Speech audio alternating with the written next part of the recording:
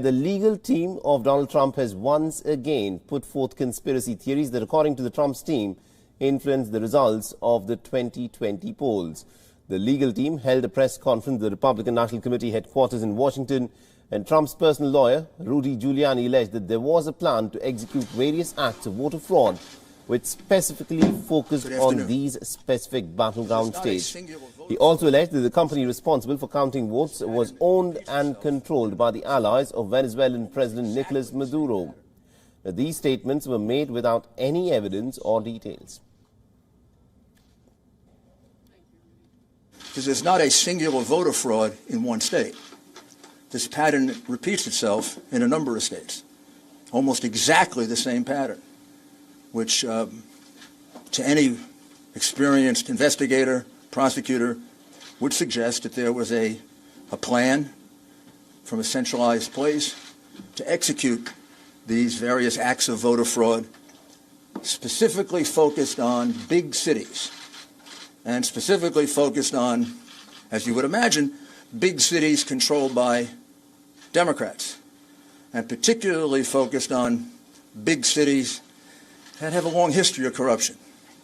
The number of voter fraud cases in Philadelphia could fill a library.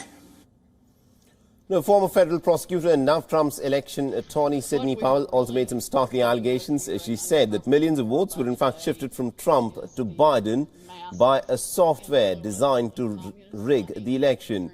Remember, Sidney Powell recently launched a legal defense fund to try stop the election results from even being certified in the battleground states of Georgia, Michigan, Arizona, Nevada, and Wisconsin.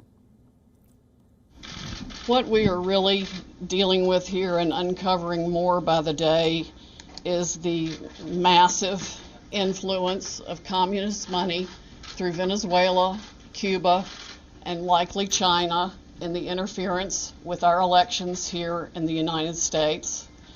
The Dominion voting systems, the Smartmatic technology software, and the software that goes in other computerized voting systems here as well, not just Dominion, were created in Venezuela at the direction of Hugo Chavez to make sure he never lost an election after one constitutional referendum came out the way he did not want it to come out. Now, several prominent law firms have turned down Trump campaign's request to fight their legal case. Trump is left with no other choice but to let his personal lawyer, Rudy Giuliani, spearhead the efforts. Trump's campaign has filed at least about 9 lawsuits challenging the results of the 3rd of November elections.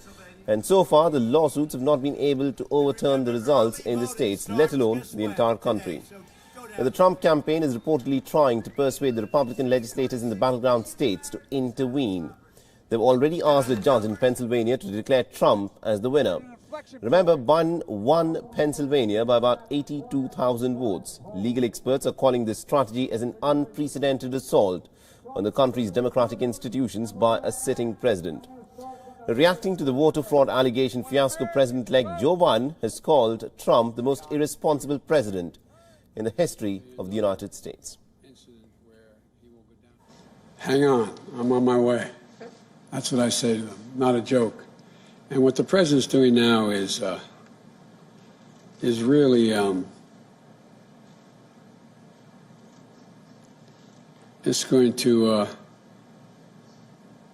be another incident where he will go down in history as being one of the most irresponsible presidents in American history. It's just out of the, not even within the norm at all. There's questions whether it's even legal.